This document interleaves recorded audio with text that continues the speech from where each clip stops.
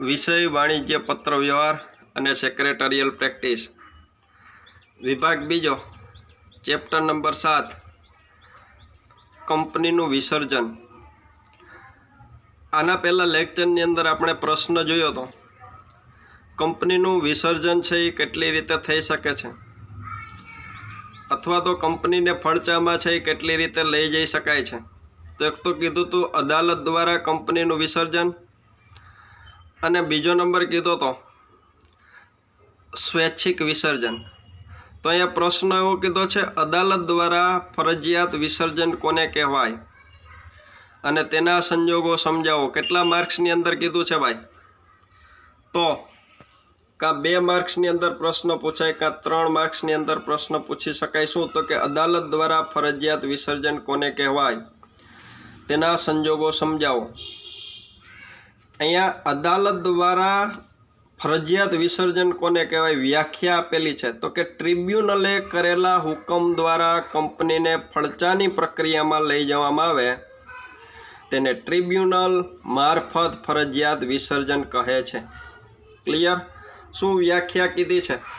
તો કે ભાઈ અદાલત દ્વારા ફરજિયાત વિસર્જન કોને કહેવાય તો કે અદાલતે કરેલા હુકમ દ્વારા કંપનીને ફડચાની પ્રક્રિયામાં લઈ જવામાં આવે તેને ટ્રિબ્યુનલ દ્વારા ફરજિયાત વિસર્જન કહે છે। સંજોગો સંજોગોની અંદર નંબર 1 આપણને કીધો છે। શું કીધું છે? શેના સંજોગો છે? તો કે ભાઈ કેવા સંજોગોમાં અદાલત દ્વારા ફરજિયાત વિસર્જન થાય છે। ક્લિયર? કેવા સંજોગોમાં અદાલત દ્વારા ફરજિયાત વિસર્જનનો હુકમ આપવામાં આવે છે એમ પણ પૂછી શકાય। તો નંબર 1 કીધો છે। શું કીધું છે? તો કે ભાઈ કંપની દેવું ચૂકવવા અસમર્થ બને ત્યારે અદાલત છે એ કંપનીને ફરજિયાત વિસર્જનનો આદેશ છે એ કરી શકે છે। કઈ રીતે? તો કે ભાઈ કંપનીનું દેવું હોય એટલે કે ભાઈ કંપની છે એની પાસે કોઈ પેઢી છે, સંસ્થા છે, અન્ય કંપની છે કે વ્યક્તિઓ છે એ નાણાં માંગતા હોય એટલે કે કંપનીનું દેવું હોય અને તે ચૂકવવા કંપની છે એ અસમર્થ હોય તો અદાલત કંપનીને ફડચામાં લઈ જવા માટે હુકમ કરી શકે છે। તો કે ભાઈ કંપનીનું દેવું છે અને કંપની તે ચૂકવી શકે તેમ નથી। ક્યારે ન ચૂકવી શકે? તો કે ભાઈ મિલકત કરતાં દેવાનું પ્રમાણ વધુ હોય ત્યારે।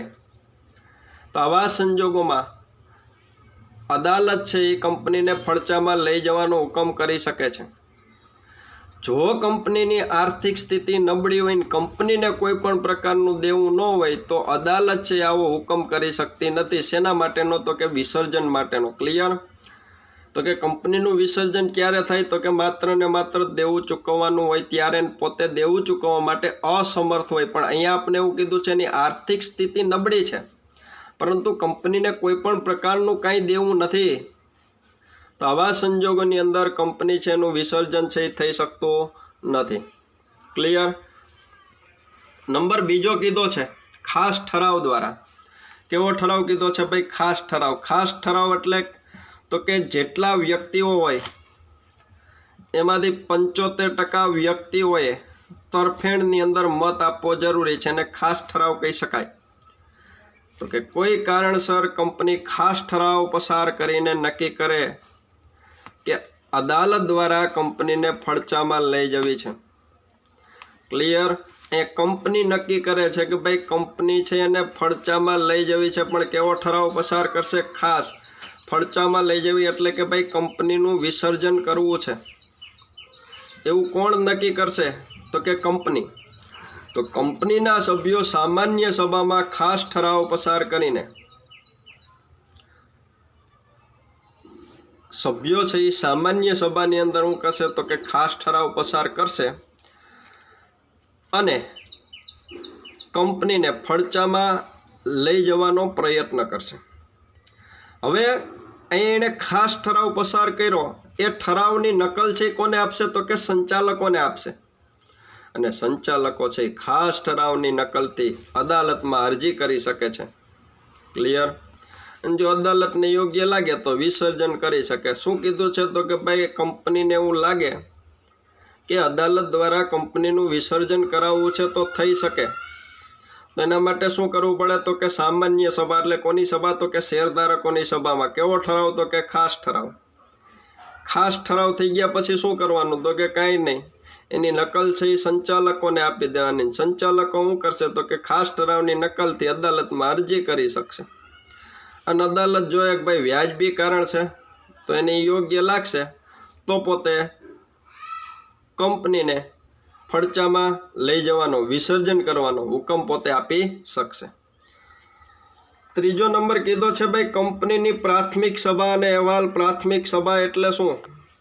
તો કે ભાઈ કંપની શરૂ થાય અને પહેલી જે સભા યોજવામાં આવે છે એ પ્રાથમિક સભા કહેવાય અથવા તો પ્રથમ સભા કહેવાય. ક્લિયર? અને એની અંદર કંપની દ્વારા જે અહેવાલ મૂકવામાં આવે છે એને પ્રાથમિક અહેવાલ કહેવાય. પહેલી સભા પ્રાથમિક સભા, એની અંદર મૂકવામાં આવતો અહેવાલ પ્રાથમિક અહેવાલ. એટલે કંપની ધારા મુજબ આ પ્રથમ સભા બોલાવી ફરજિયાત છે અને પ્રાથમિક અહેવાલ રજિસ્ટ્રારને મોકલવો પડે છે. ક્લિયર? તો કંપની ધારા મુજબ પ્રાથમિક સભાએ બોલાવી ફરજિયાત છે ને એની અંદર જે અહેવાલ આપ્યો એની રજિસ્ટ્રારને મોકલવો જરૂરી છે. જો અહીંયા કંપની છે એ પ્રાથમિક સભા છે એ યોજી શકે નહીં અને રજિસ્ટ્રારને અહેવાલ છે એ ન મોકલાવી શકે તો રજિસ્ટ્રાર અથવા તો શેર હોલ્ડર, અંડરલાઈન ત્યાં કરી નાખજો, તો કે જ્યારે કંપનીએ પ્રાથમિક સભાને અહેવાલ છે એ કંપની રજિસ્ટ્રાર સમક્ષ નોંધાવેલ ન હોય ત્યારે એને ફડચામાં લઈ જવા માટે અદાલતમાં અરજી છે એ કોણ કરી શકે છે? તો કે ભાઈ રજિસ્ટ્રાર અથવા શેર હોલ્ડર છે ને અદાલતમાં અરજી કરી શકે. કંપની રજિસ્ટ્રારે કેન્દ્ર સરકારની પણ સાથે મંજૂરી લેવી પડે છે. જે તારીખે પ્રાથમિક સભા બોલાવવાની હોય તે તારીખથી 14 દિવસ બાદ શેર હોલ્ડરો અને અન્ય અંશદાતા અદાલતમાં અરજી કરી શકે છે. અંડરલાઈન કરી નાખજો. તો કે ભાઈ જે તારીખે સભા બોલાવવાની હોય એના કેટલા દિવસ બાદ છે એ શેર હોલ્ડરો અને અંશદાતાઓ છે એ અદાલતમાં અરજી કરી શકે. અંશદાતાઓ એટલે કે ભાઈ કંપની શરૂ થઈ હોય અને એની અંદર જે વ્યક્તિઓને કોઈનો કોઈ પ્રકારનો ક્યાંક હિસ્સો હોય તો એને અંશદાતાઓ કહેવાય. દાખલા તરીકે ભાઈ જે વ્યક્તિઓએ છે કંપની સાથે બાંયધરી કરાર કરેલો છે એવા દલાલો બધા છે. પછી કંપનીએ જે બેંકની અંદર ખાતું ખોલાવેલું છે એ બધી બેંકો છે, ચાર્ટર્ડ એકાઉન્ટન્ટ છે, વકીલો છે. તો કે ભાઈ એ બધા વ્યક્તિનું કંપનીની અંદર કોઈને કોઈ પ્રકારનું ક્યાંક ને ક્યાંક હિત રહેલું હોય છે અથવા તો કંપનીની અંદર એની કોઈ પ્રકારની ક્યાંક જવાબદારી હોય છે તો શેર હોલ્ડરોના અંશદાતાઓ છે ને ભાઈ અરજી કરી શકે. ક્યારે? તો કે ભાઈ સભા બોલાવવાની તારીખ હોય એ તારીખથી 14 દિવસ બાદ. ક્લિયર? નંબર અહીંયા 3 પૂરો થાય છે. તો કે પ્રાથમિક સભાને અહેવાલ છે એ રજૂ કર્યો ન હોય તો શું થઈ શકે? તો કે ભાઈ અહીંયા કંપની છે એ પોતે, અદાલત છે એ પોતે કંપનીને વિસર્જનમાં લઈ જવાનો હુકમ છે એ કરી શકે છે. નંબર 4 કીધો છે નોંધણીનું પ્રમાણપત્ર. તો કે ભાઈ કંપનીને નોંધણીનું પ્રમાણપત્ર મળ્યા બાદ 1 વર્ષમાં ધંધો શરૂ કરવો પડે છે, પણ અહીંયા ધંધો શરૂ ન કરે. એની નીચે અંડરલાઈન કરી નાખો. નોંધણીનું પ્રમાણપત્ર મળ્યા બાદ કંપનીએ કેટલા વર્ષની અંદર ધંધો શરૂ કરવો પડે? તો કે 1 વર્ષમાં. ત્યારે અદાલત છે એ કંપનીને ફડચામાં લઈ જવાનો હુકમ કરી શકે. પ્રશ્ન છે ભાઈ એમાં કે નોંધણીનું પ્રમાણપત્ર મળ્યા બાદ કેટલા વર્ષમાં? 1 વર્ષમાં. જો ધંધો ન કરે તો અદાલત છે એ કંપનીને ફડચામાં લઈ જવાનો હુકમ કરી શકે. પણ અહીંયા આપણે કીધું છે ધંધો બંધ રાખવાનું જો યોગ્ય કારણ હોય તો અદાલત છે એ ફડચાનો હુકમ કરશે ને. આ 2 માર્ક્સની અંદર અલગથી તમને પ્રશ્ન પૂછી શકે કેવા સંજોગોમાં અદાલત છે એ કંપનીને ફડચા માટેનો હુકમ છે એ કરી શકશે નહીં. તો અહીંયા નંબર 1 કીધો છે જો કંપની છે એ ભારતમાં અને વિદેશમાં ધંધો કરવા અંગેની સ્પષ્ટતા છે એ આવેદનપત્રમાં એની નીચે અંડરલાઈન કરજો ને યાદ રાખજો. કારણ કે મોટાભાગની બધી સત્તાઓ છે, મોટાભાગની બધી સ્પષ્ટતાઓ છે એ નિયમન પત્રમાં હોય છે. એટલે કે કંપની છે એ ભારતમાં અને વિદેશમાં ધંધો કરશે એ અંગેની સ્પષ્ટતા આવેદનપત્રમાં હોય. ભારતમાં ધંધો બંધ હોય અને વિદેશમાં શરૂ હોય ત્યારે તો કે આવા સંજોગોની અંદર શું થશે? તો કે ભાઈ અદાલત છે ને એ કંપનીને ફડચામાં લઈ જવાનો એટલે કે વિસર્જન કરવાનો હુકમ આપી શકશે નહીં. ક્લિયર? બીજો નંબર કીધો, કંપની ભવિષ્યમાં ધંધો શરૂ કરશે તેવી શક્યતા જોવા મળતી હોય. તો કે ભાઈ કંપની છે એ ભવિષ્યની અંદર ધંધો શરૂ કરશે એવી સ્પષ્ટ શક્યતા દેખાતી હોય, તો આવા સંજોગોની અંદર પણ શું થશે? તો કે ભાઈ કંપની છે, અદાલત છે એ કંપનીને વિસર્જન માટેનો હુકમ છે એ કરી શકશે નહીં. ચોથો નંબર શું કીધો છે? તો કે નોંધણીનું પ્રમાણપત્ર. તો કે ધંધો કંપની છે એ નોંધણીનું પ્રમાણપત્ર મળ્યા બાદ 1 વર્ષમાં ધંધો શરૂ કરવો જરૂરી છે. જો ન થાય તો વિસર્જન થઈ શકે, પણ યોગ્ય કારણો માટે વિસર્જન ના થઈ શકે. તો પહેલો નંબર કીધો, ભારતમાં ને વિદેશમાં ધંધો કરવાનો હોય, ભારતમાં બંધ હોય ને વિદેશમાં ધંધો શરૂ હોય તો આ અંગેની સ્પષ્ટતા પાછી આવેદનપત્રમાં હોવી જરૂરી છે. બીજો નંબર કીધો, કંપની ભવિષ્યમાં ધંધો શરૂ કરશે એવું સ્પષ્ટ દેખાઈ આવતું હોય તો કંઈ વિસર્જનનો પ્રશ્ન રહેતો નથી.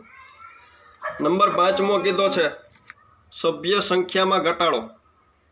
શેમાં ઘટાડો કીધો બાળકો? સભ્ય સંખ્યામાં. અહીંયા કીધું છે જાહેર કંપનીમાં 7 થી ઓછી સંખ્યા હોય અને ખાનગી કંપનીમાં 2 થી ઓછી સંખ્યા થાય. ક્લિયર? આ બાબતથી તમે પરિચિત છો. તો કે જાહેર કંપનીમાં સભ્યોની ઓછામાં ઓછી કેટલી સંખ્યા હોવી જોઈએ? તો કે 7. અને ખાનગી કંપનીમાં સભ્યોની ઓછામાં ઓછી કેટલી સંખ્યા હોવી જોઈએ? તો કે 2. એ સંખ્યા ઓછી થાય ત્યારે સભ્યો જ કંપનીને ફડચામાં લઈ જતા હોય છે. ક્લિયર? પણ સભ્ય સંખ્યામાં ઘટાડો થયો હોવા છતાં કંપની છે એ 6 મહિના સુધી પોતાનો ધંધો ચાલુ રાખે તો જે સભ્ય આ બાબત જાણતો હોય તેણે કંપનીના ભવિષ્યના તમામ દેવા માટે અંગત રીતે જવાબદાર ગણાવી શકાય. તો કે ખાનગી કંપનીમાં 2 થી ઓછી સંખ્યા થઈ ગઈ હોય, જાહેર કંપનીમાં 7 થી ઓછી સંખ્યા થઈ ગઈ હોય, બરોબર, અને છતાંય 6 મહિના સુધી આ સંખ્યામાં ઘટાડો થયો છે ને છતાંય 6 મહિના સુધી કંપનીનો ધંધો શરૂ રહ્યો છે ભાઈ, તો શું થશે? તો કે ભાઈ જે સભ્યો છે આની સાથે સંકળાયેલા છે એ બધા સભ્યોએ કંપનીનું દેવું છે એ ચૂકવવાની ભવિષ્યની અંદર શું રહેતી હોય છે? તો કે ભાઈ જવાબદારી રહેતી હોય છે. ક્લિયર? સભ્ય સંખ્યા બાબતે પ્રશ્ન નથી. જાહેર કંપની માટે 7 અને ખાનગી કંપની માટે કેટલા કીધા છે? તો કે ભાઈ 2 અહીંયા આપણે કીધેલા છે. કેવી કંપની અહીંયા કીધી છે? તો કે ભાઈ જાહેર કંપની. અહીંયા આપણે કેવી કંપની કીધી છે ભાઈ? તો કે ખાનગી કંપની માટે 2 થી ઓછી સંખ્યા હોય તો પડચામાં લઈ શકાય. 6થો નંબર કીધો ભારતનું સાર્વભૌમત્વ અને અખંડિતતા. બરોબર, તમને ખબર છે ભારત દેશ એ અખંડિત છે. એટલે કે ખંડિત ક્યારે કહેવાય? તો કે ભાઈ કોઈ રાજ્ય છે એ એવું નક્કી કરે કે ભાઈ રાજ્યમાંથી આપણે દેશ બનાવવો છે તો કે એ અખંડિત કહેવાય. ક્લિયર? સાર્વભૌમત્વ એટલે કે બધાની ભૌમ છે ભાઈ, બધાની ભૂમિ છે. દેશની અંદર એ બાબતથી તમે હું બધાય પરિચિત છે. બધા જ્ઞાતિના લોકો છે એ અહીંયા શાંતિથી રહે છે એટલે શું કહેવાય? તો કે સાર્વભૌમત્વ, બધાની ભૌમ છે એવું કહી શકાય. તો કે ભાઈ કંપનીએ ભારતનું સાર્વભૌમત્વ અખંડિતતા એની અંદર અસર થાય એવું ક્યાંક કૃત્ય કર્યું હોય, અથવા રાજ્યની સલામતી વિરુદ્ધનું ક્યાંક કૃત્ય કર્યું હોય, અથવા વિદેશી રાજ્યો સાથેના મૈત્રીપૂર્ણ સંબંધોની વિરુદ્ધ કોઈ કૃત્ય કર્યું હોય તો અદાલત કંપનીને ફડચામાં લઈ જવાનો હુકમ કરી શકે છે. ખ્યાલ પડે છે ભાઈ? તો કે આ શું થયું? તો કે ભાઈ રાજ્યની સલામતી વિરુદ્ધનું કૃત્ય કર્યું એટલે શું કહેવાય?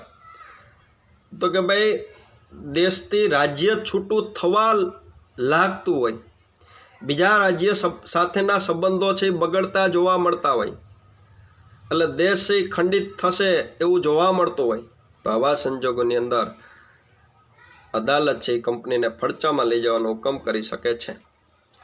7મો નંબર છે, છેલ્લો નંબર છે. તમને પ્રશ્ન પૂછી શકે કયા યોગ્ય અને ન્યાયી કારણોને પરિણામે અદાલત છે એ કંપનીને ફડચામાં લઈ જવાનો હુકમ કરી શકે છે? સમજાવો. એવું તમને અહીંયા પૂછી શકે. ક્લિયર? શું પૂછી શકે તમને? તો કે ભાઈ કયા યોગ્ય અને ન્યાયી કારણો છે જેના પરિણામે અદાલત છે એ કંપનીને ફડચામાં લઈ જવાનો હુકમ કરી શકે? તો કે આવા કારણો માટે અદાલત પાસે વિશાળ સત્તાઓ હોય છે. તો કે યોગ્ય અને ન્યાયી કારણો માટે અદાલત પાસે વિશાળ સત્તાઓ હોય છે. નીચે જણાવેલા કારણોને આધારે ટ્રિબ્યુનલ કંપનીને ફડચામાં લઈ જવાનો હુકમ કરી શકે છે. તો કે ભાઈ કેવા સંજોગોમાં અદાલત છે એ કંપનીને વિસર્જનમાં લઈ જવાનો હુકમ કરી શકે? નંબર પહેલો કીધો છે, કંપનીમાં મડાગાંઠ પડી હોવાના કારણે કંપનીનો વહીવટ કરવો અશક્ય બને. મડાગાંઠ એટલે કે જે ઝઘડો થયો હોય, જે માથાકૂટ થઈ હોય, એની અંદર નિરાકરણ આવે એમ ન હોય તો એને મડાગાંઠ પડી કહેવાય. ક્લિયર? એટલે કે એનું નિરાકરણ આવે એમ ન હોય ને, જેથી કંપનીનો વહીવટ કરવો શું થાય તો કે અશક્ય બને. ત્યારે દાખલા તરીકે શેરધારકો વચ્ચે ઝઘડો થયો, એની સભા બોલાવવાની થાય ત્યારે કોઈ શેરધારકો છે એ સભાની અંદર હાજરી ન આપે, અથવા તો સંચાલકો વચ્ચે ઝઘડો થયો અને એ ઝઘડો એવો થયો તેમાં પાછું સમાધાન થાય એમ નથી, તો એને મડાગાંઠ પડી કહેવાય. ક્લિયર? બીજો નંબર, કંપની તેના મુખ્ય ઉદ્દેશો કોઈ કારણસર ગુમાવે ત્યારે મુખ્ય ઉદ્દેશ આપને ખબર છે નફાનો છે, ભાઈ નફો છે એ ગુમાવે ત્યારે. ત્રીજો નંબર એ થયો, કંપની દર વર્ષે સતત ને સતત ખોટ કરતી હોય ત્યારે શું થાય તો કે ભાઈ અદાલત છે એ કંપનીને વિસર્જન માટેનો હુકમ કરી શકે. આ બાબત છે ને બાળકો જાહેર કંપનીના સંદર્ભમાં વિચારવાના હોય, નહીંતર આમાંથી પ્રશ્ન થાય કે ખાનગી કંપની છે એ ખોટ કરતી ભાઈ અદાલતને શું લેવા દેવા? સમજાઈ ગયું? આવા પ્રશ્ન મગજની અંદર ઉપસ્થિત થતા હોય. ચોથો નંબર કીધો, કંપનીની રચના અને સમગ્ર વ્યવહાર કપટ કે છળમય હેતુ દ્વારા થયો હોય.